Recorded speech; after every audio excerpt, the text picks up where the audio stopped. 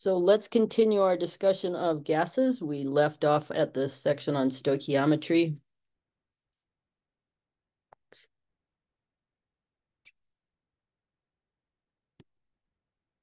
Okay, let me just move that.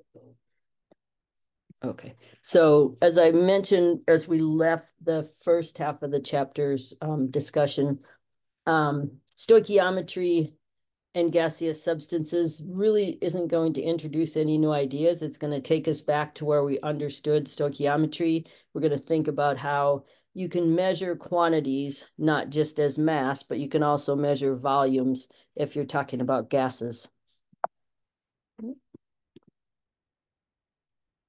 So we're going to start with density. So we can think that doesn't matter what gas it is, it will always occupy the same volume if you're at the same pressure and temperature per mole. And so that must mean that the mass is different in that volume, because a mole of any individual substance is going to have a different mass. So density is defined as mass per volume. So we can rearrange that and put it into the ideal gas law. So the ideal gas law says PV equals nRT. Well, N, the number of moles, is equal to the grams of that substance divided by the molar mass. So grams divided by grams per mole gives you mole. And so we can put that into our equation. And now we're going to put density into that equation. So density is mass per unit volume. So if we look at the second equation and we take the volume, let's see, yeah, depending on how you want to think about it, you're going to take the RT to the left, the volume to the right, the molar mass to the left, and the pressure also to the right. Yes. And so if you rearrange that and you put density in for any place you see grams over volume, so essentially just rearrange that equation so that you have grams over volume on one side and everything else on the other, and you'll end up realizing that the density is equal to the molar mass of the substance, big M, times the pressure divided by RT. And so you can use that then to measure a density, or from a density of a gas, you could measure its molar mass. So because the density of a gas depends on pressure, temperature, and molar mass, we can use those measurements to relate those things to each other. So let's say that we calculating the molar mass. Okay, so this is exactly the same idea. If you knew the density, you could use this equation to get the molar mass. And molar mass is grams per mole. So if you rearrange that, we already mentioned that earlier, that number of moles will be mass over grams per mole. So if you have grams over grams per mole, that's number of moles. And if you put that into the ideal gas law, you have PV equals the mass divided by the molar mass times RT. So if you do an experiment, this particular experiment, where you take a volatile liquid and you heat it up in a container and you let it all vaporize and you cover that container just at the second at which the last liquid has vaporized. That means the container is completely full with that gas. So you know the volume of the gas, you know the temperature of the gas because you can measure it. You know the pressure of the gas because it's going to be equal to atmospheric pressure. Otherwise, your lid would blow off. And so if you then take that off the balance, or if you take that and let it cool and then take the mass, you'll know the mass of the gas that occupied that volume at that pressure and temperature. And then you can go back and say, okay, if I know the mass of that gas, I know R and T and P and V, then I can use the bottom equation to get the molar mass. And so that's one of the ways that you could identify the molar mass of a substance as long as it was volatile. And volatile just means it goes into the vapor phase easily. So moving from there on to sort of another idea, but not really. If the ideal gas law makes the assumption that the particles have no mass and they don't interact, then it doesn't really matter if you have all of the same kind of gas molecules or if you have a mixture of, say, A and B. They'll all contribute to the pressure as if they were just in the container alone. So Dalton's law of partial pressure says that the total pressure of a mixture of ideal gases is equal to the sum of the partial pressures of the component gases. So that really says as long as you're mixing them together and if they're ideal, they don't interact with each other. So they just each contribute to the total pressure by the number of moles of each component. So you can use Dalton's law of partial pressures. So for a mixture of gases A, B, and C, PT is the total pressure, PA is the pressure of A, PB is the partial pressure of B, PC for C. And so the pressure exerted by each individual gas in a mixture is called its partial pressure. And the partial pressure is equal to the pressure that the gas would exert if it were there all by itself. So this is just a diagram showing what that means. So you have 3 volumes that are the same as the final volume. They're all at the same temperature. And if you add those components together, the total pressure is just going to be a sum of those 3. And then if you look in that container where they're all mixed, the pressure of the blue one should still be 300, the pressure of the purple one, 450, and the pressure of the yellow one, 600. So you can relate a partial pressure to a total pressure, and I'll show you where this equation comes from in class. It's really a result of the fact that you can use the ideal gas law for A and its number of moles, or for the total gas mixture and the total number of moles. And when you do that, you'll see that the partial pressure of any individual component is equal to the mole fraction of that component times the total pressure. And the mole fraction of A just means how many moles of A do you have divided by the total moles. So in this case, if you only have A and B, it would be the moles of A over the moles of A plus B. That would be XA, the mole fraction. And so if you're having a reaction and you're collecting a gas, let's say you have a reaction where you're making hydrogen gas, and you're collecting that gas over the water or the aqueous solution that the reaction's taking place in, then you have to remember that there's always some gaseous water up above the liquid water. And so that pressure up above is going to be equal to the mixture of the product you're collecting as well as some water vapor. This is just a picture of how you might do that. You have a reaction taking place in a flask. The gas that's being created in that reaction is going over into water, and then you're collecting that gas inside of that Erlenmeyer. If you can see that capillary goes all the way over and into the mouth of the Erlenmeyer flask. And so as the gas is going in, it's pushing water out. But the gas that you're collecting in that Erlenmeyer is a result of both some water vapor, because you're above water, as well as the product that you want to collect. So if we refer to the gas collected over the water as a wet gas mixture, that just means that it's the gas you're interested in this example, hydrogen, plus it's wet because it has some water vapor in it. And so if PT is the atmospheric pressure, so when you're collecting the gas in this picture, if the gas inside didn't have the same pressure as the atmosphere, it would either blow it out or blow it in. So it would always go to the point where it is in pressure equilibrium. And so that means that the pressure total of the 2 gases is that of the atmosphere. pH2, the pressure of the hydrogen gas, is its partial pressure. And then the pressure of water is what's called the vapor pressure of water, because at any temperature, you have a different amount of water in the vapor phase. And so the vapor pressure of water, your book actually has a table that gives you values at different temperatures. So it's the pressure exerted by water vapor that's in equilibrium with liquid water in a closed container, which is exactly what we have here. So in that closed container, there's some gaseous water in equilibrium with the liquid water. And that's what we define as the vapor pressure. So it's an intensive property, so it doesn't depend on the amount of water. And the only thing it depends on is the temperature. At higher temperatures, there's going to be more energy, so you'll have a higher number of molecules that go into the gas phase. This is a picture of a graph of how vapor pressure changes with temperature. In our last chapter, when we talk about liquids and solids, we'll actually find an equation, and this is actually a logarithmic relationship for the vapor pressure versus temperature, but this is just a graph that would have come from experiments. So,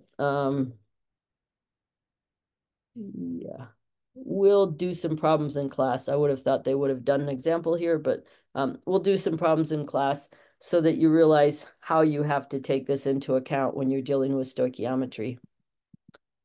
So, stoichiometry and gaseous reactions. Gases may appear as reactants or products.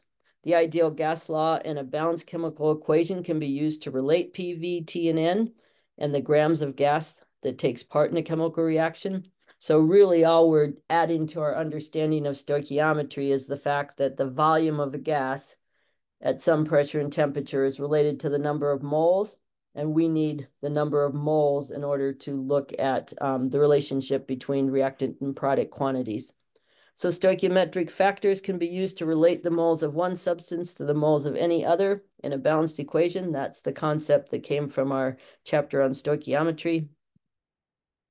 So the volume ratio of any two gases in a reaction at constant temperature and pressure is the same as the stoichiometric ratio in the balanced chemical equation. So that's a result. So if you're at constant temperature and pressure, you can rearrange that to see that the volume ratio equals the mole ratio for any two species. So I'll show you how we do that in class. But you have to remember it has to be that you either put the reactants in at the same constant temperature and pressure, or you collected the products at the same temperature and pressure. Whatever it is, you have to remember that that will only be true if the temperature and pressure are constant.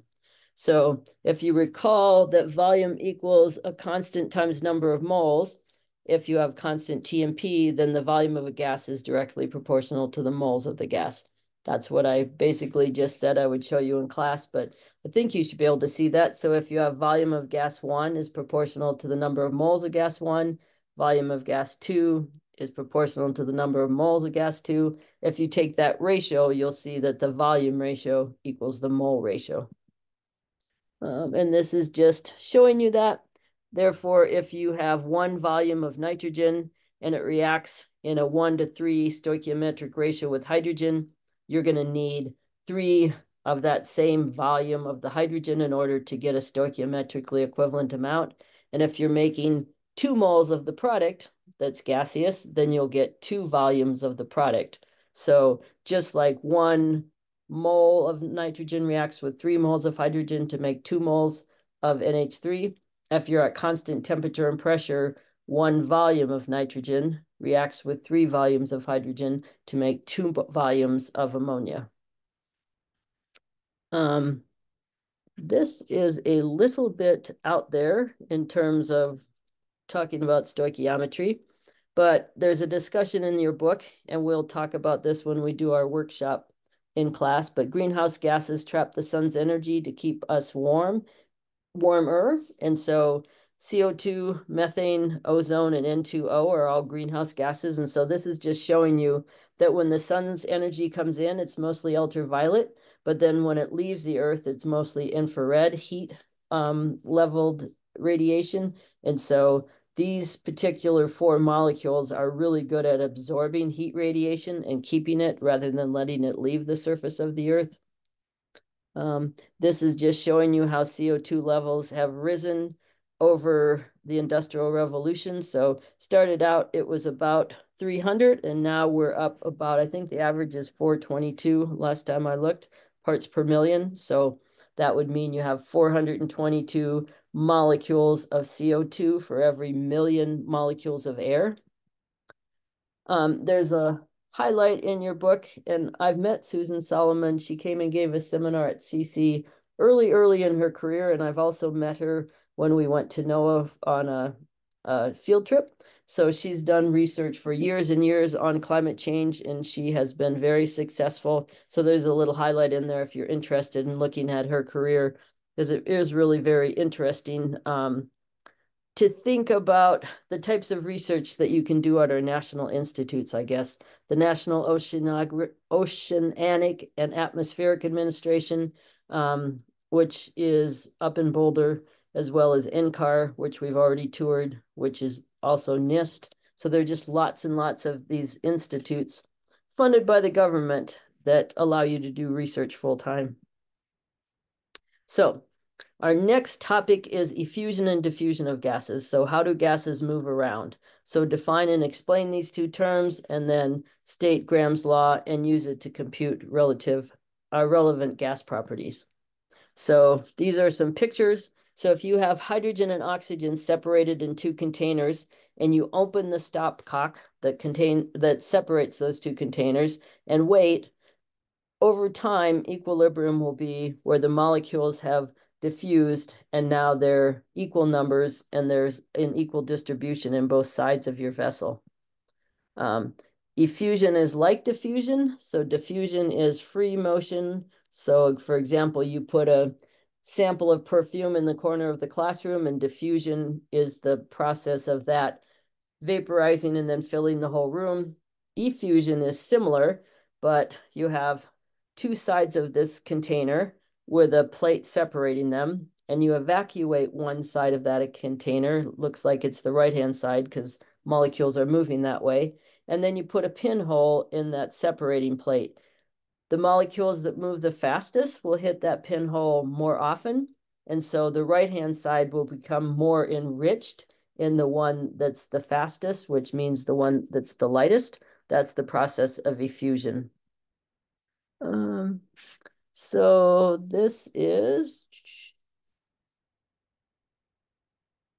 just the idea that gases come out of balloons based on their size too. So hydrogen is a smaller molecule, so it's going to come through the container faster than helium.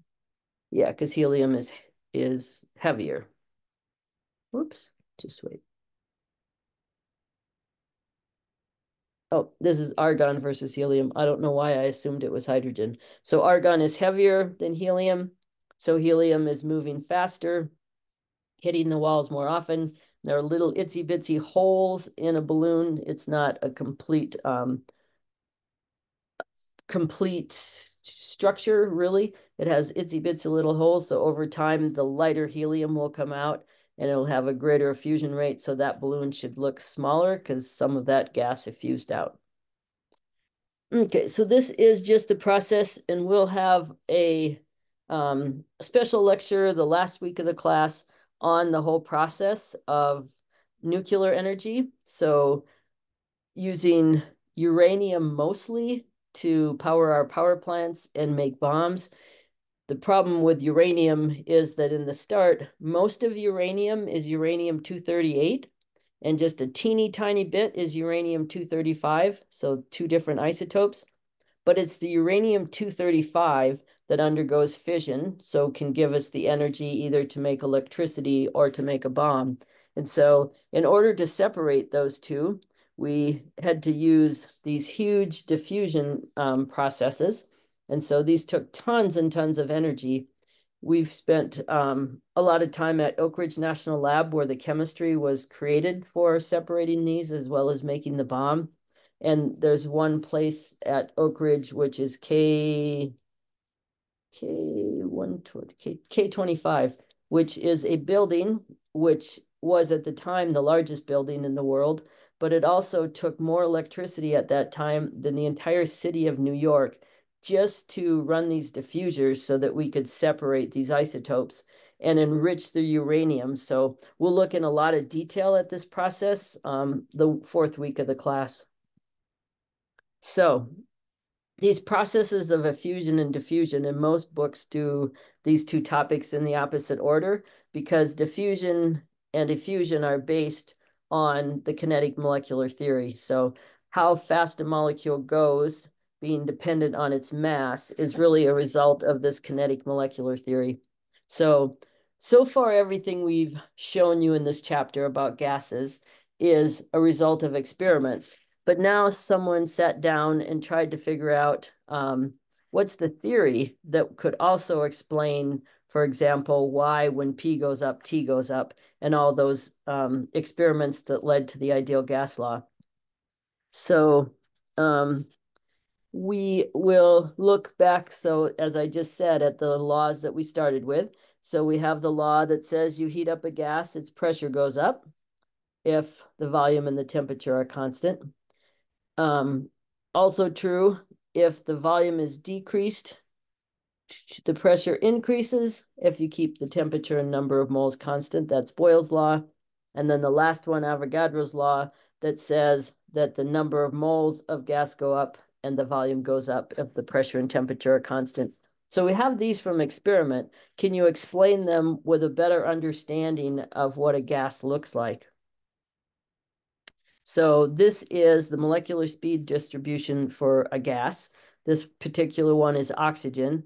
But the important thing to get out of this is that gas molecules, so this is at the same temperature, have an average speed. Some molecules are going faster, some are going slower, but you'd have this same distribution. So at 300 degrees, this is the distribution of speeds for oxygen. And then if you look at nitrogen, it would have a different distribution. And this is showing you that at different temperatures, that peak shifts. So the average speed shifts to a higher speed. So speed is on the x-axis as temperature goes up. So when temperature is 1000 K, that maximum in that peak is shifted up to about 750. Whereas when you're at 100 K, you're back way over at about 250 meters per second. This shows you the impact of temperature with the same gas. This shows you the impact of molecular mass. So let's just look at why this is true. So at a given temperature, lighter molecules move faster on average than heavier ones. I think it's look at the equations, which I hope they put in the PowerPoint slides. That will help make this make sense. Oh, they skipped it. So, okay, then I'll just tell you. So kinetic energy is equal to 3/2 RT, 3/2 the gas constant times temperature. So it doesn't matter what it is, the kinetic energy, so the movement of particles around a container, is directly proportional to the temperature. So whether it's xenon, krypton, argon, that's going to be true. They'll all have the same kinetic energy. But we know that kinetic energy is 1/2 mass times velocity squared. So if those are all equal, that means if something is heavy, has a bigger mass, it's got to have a smaller velocity in order to make that equal to something lighter like helium, having the same kinetic energy. So helium's mass would be lower, so its velocity has to be higher. We'll look more at that where I can write down on the board, but that is what's why this looks the way it does, why xenon is slowest, even though it would have the same average kinetic energy. Its velocity goes down because its mass went up in order to keep 1/2 mv squared equal to the 1/2 mv squared for the other atoms here. Okay, so this is the last topic in the chapter, which is thinking about when can't we use the ideal gas law? Turns out at room temperature in this classroom on planet Earth, if you're at about 1 atmosphere and 25 degrees Celsius, gases behave pretty ideally. Pretty much through our whole atmosphere, that's true. So if you're an atmospheric chemist, you could use the ideal gas law. There are other situations where you might change the temperature and pressure. So as temperature goes down, you want to think that the molecules are going slower because we just said that their kinetic energy is proportional to temperature. They're going slower, they go past each other slower, and they have more time to interact. So there's a better chance of interaction at low temperatures. It's also true if you have high pressure, you have more molecules colliding because you have more collisions with the sides of the container, so therefore more molecules flying past each other. The more molecules you have, the more room they take up. So the assumption that there's no volume in the gas particles goes down as not being valid. as well as more collisions mean more interactions. So non-ideal behavior, you might have to take into account if you're at low temperatures and high pressures. So we are going to look at an equation that makes corrections, and we're going to do that by thinking about something called the compressibility. And we're going to quantify non-ideal behavior by comparing computations of properties from ideal gases to this new equation, which we'll call the van der Waal equation of state, which takes into account gases aren't behaving ideally. So this is that compressibility factor. The compressibility factor is the volume of the gas as is divided by what the volume would be if it was a perfect gas. So that means if the compressibility factor is which is Z on the y-axis is 1, that means the gas is behaving ideally. But notice as you go to higher pressure, they stop behaving ideally. So for a while, sometimes they have smaller volumes, which would be what the yellow line for CO2 is showing you. Other ones, such as hydrogen, just starts going up. So always, though, as you get to high pressures, you get to deviations where the volume is greater than an ideal gas, which make you think it should be an ideal gas equation. And what you want to think about there is as the pressure goes up and up and up, and you have more and more and more molecules in there, you're essentially forcing molecules to start interacting with their nuclei, which there's a strong repulsion. So that strong repulsion pushes them further apart, which makes their volume bigger than you would think it would be if it was an ideal gas. So this is a picture of that idea. And this is then the equation that we use to make those corrections. So this is the van der Waal equation of state. So we make a correction for interactions to the pressure. So we add this term A, number of moles squared over volume squared. The A is a constant specific to whatever gas you have, because the interactions, for example, between helium atoms versus water molecules would be very different. So this shows you that the pressure will be different. And then we make a correction to the volume for the volume of the molecules. So it's also true then that N is the number of moles, B will be a specific number for whatever atom or molecule your gas is. And so the bigger the molecule, the bigger B, because the larger volume it will occupy. And that is the last slide before they go into exercises. But if you notice, if your pressure is such, let's say your pressure is 1.02, and that correction term is 0.0007. Well, then essentially within your significant figures, that correction term can be canceled because it won't change your pressure. Same thing with your volume. If your volume is 7.8 and N times B is 0.00023, you subtract that from your volume, you won't change that volume. And so both of those terms will go away, or our approximation that a gas is behaving ideally is really the approximation that these changes or these interactions and volumes are insignificant relative to the rest of the system. So now these are just a bunch of problems, which we will go through in class when I can actually write them on the board for you.